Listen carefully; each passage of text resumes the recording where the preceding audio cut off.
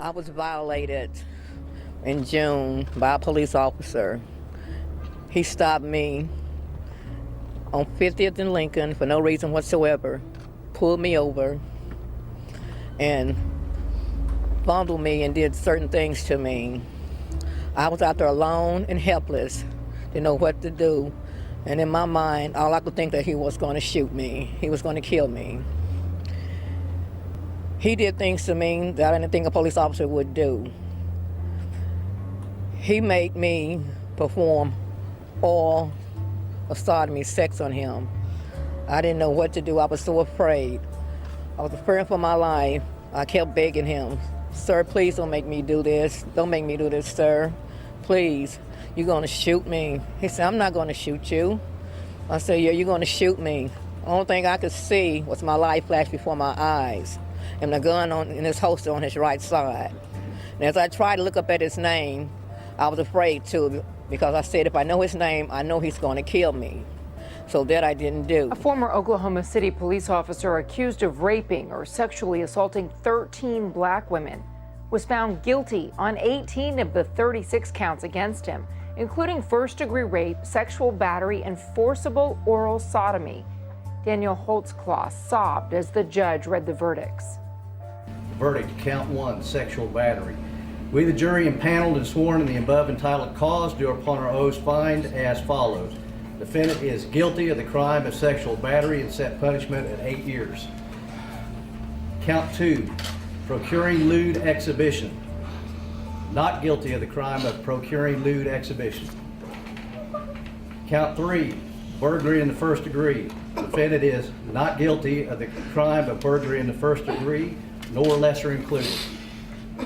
Count 4, procuring lewd exhibition. Defendant is guilty of the crime of procuring lewd exhibition, and punishment is set at 5 years. Count 5. Holtzclaw faces a possible sentence of life in prison because of the conviction. Prosecutors argued Holtzclaw targeted women in the low-income neighborhood he patrolled, saying he stopped women on the pretense of checking them for outstanding warrants or drug-related items, then forced them to perform sexual acts. The youngest accuser was just 17. Holtzclaw's lawyer portrayed him as a model officer and questioned the credibility of the women who testified against him. A kindergarten teacher was stabbed in the throat by a man claiming support for ISIS. Now, the French newspaper Le Parisien reports that the teacher was in class near the Paris suburb of Saint-Denis, but no students were there. The victim was rushed to the hospital with wounds that are not considered life-threatening. And the attacker, described as a masked man, fled the scene. Now, this case is being investigated by anti-terrorism authorities. Sergeant Bo Bergdahl will face court-martial on charges of deserting his unit while in Afghanistan in 2009. If found guilty, the 29-year-old could spend the rest of his life behind bars. Shortly after leaving his post, Bergdahl was captured by the Taliban before being released in 2014 to the U.S. in exchange for several top Taliban leaders. 6 U.S. troops lost their lives trying to find and rescue Bergdahl. A Maryland man who received nearly $9,000 in multiple payments via simple services like PayPal from people believed to belong to ISIS overseas, with instructions to then use that money to carry out a terror attack on U.S. soil. And also to compound that, he tried to cover his tracks as well, claimed that the money was for other things, but the FBI found very detailed records there. Now, since January of this year, more than 50 Americans have been charged with terror offenses for alleged support to ISIS. This comes as the president met with his entire national security team today to discuss his ISIS strategy. He did try to change his tone, using stronger language than we've heard from him, but he left the substance of his anti-ISIS strategy largely the same. In fact, he defended it, citing progress, though admitting that it should come faster. The hacking group Anonymous is threatening Donald Trump over his proposal to ban Muslims from coming into the U.S. The warning came in a video the group posted online. Donald Trump, it has come to our attention that you want to ban all Muslims to enter the United States. This policy is going to have a huge impact. This is what ISIS wants. The more Muslims feel sad, the more ISIS feel that they can recruit them. The more United States appears to be targeting Muslims, not just radical Muslims. You can be sure that ISIS would put that up on their social media campaign. Donald Trump, think twice before you speak anything. You have been warned, Mr. Donald Trump. We are anonymous. We are legion. We do not forgive. Expect us. Well, it seems Anonymous made good on its threat. The website for Trump Towers, TrumpTowerNewYork.com, was experiencing an outage today. An Anonymous affiliated Twitter handle claimed responsibility for disrupting the site. Today's college students want professors and administrators to make them feel safe and protest if they don't. This phone video shows a Yale student publicly cussing and denouncing her dormitory director. His crime, encouraging students to make their own decisions about what Halloween outfits to wear. The student wanted the university to make the rules about offensive costumes. You should step down! It is not about creating an intellectual space! It is not! Do you understand that? It's about creating a home here! At Yale, the University of Missouri, and elsewhere, students are increasingly concerned about what they consider to be offensive speech. They're calling for more rules to limit what students can say. There are certain things that are right and wrong, certain things that shouldn't be said about other people depending on what their, minority, racial background, income status is. In the last 20 years, such sentiment has led more than 400 universities to adopt speech codes. The problem, they consistently violate the First Amendment, shutting down so-called offensive speech or writing in the name of respect. Other rules create free speech zones and what are called safe spaces. Of course, we want to protect somebody from being actually harassed or intimidated, but merely expressing a view that makes other people uncomfortable is what a university is for. Censorship is like a cancer that eventually spreads out of control, and eventually everyone has something to worry about. Here at the University of North Carolina, Wilmington, what is called the Respect Compact actually restricts student speech. This speech code, like many others, calls for a free exchange of thoughts and opinions within a climate of civility and respect. But Professor Mike Adams notes that it gives the university incredible power and the ability to punish anyone it considers disrespectful. Offensive, disrespectful speech is the only thing that's ever really been protected by the First Amendment, because that's the kind of thing that people might want to go after. I definitely think it makes students hesitate, and I sometimes hesitate to kind of voice my opposing opinion because I don't want to really upset the rest of the class or even the professor. They become ingrained in the culture, and then students, sort of wake up one day and say, well, you know what, I do have a right to be safe. I do have a right to be free from speech that might make me feel uncomfortable or disrespected. And then boom, at that point, what do you have? You've got Yale and you've got Mizzou. FIRE is an organization that tracks speech on campus. Right now, it's following more than 200 universities that have substantially restrictive policies.